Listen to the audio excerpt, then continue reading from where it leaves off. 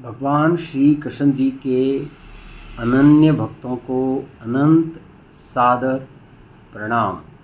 आज दिनांक 30 जून 2024 है।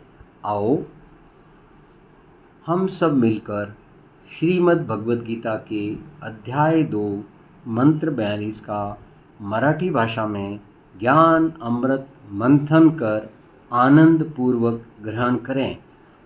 हम शुरुआत करते हैं हरि नाम के जाप के साथ। ओम नमो भगवते वासुदेवाय नमः। यामिमां पुष्पितां वाचं प्रवदन्त्यविपश्चिताः वेदवादर्ताः पार्थ नान्यदस्तीति वादिनः। आप केवे कि याम इमाम पुष्पितां वाचं प्रवदन्ति अविपश्चितः वेदवाद रताः पार्थ न अन्यत अस्ति इति वादिनः।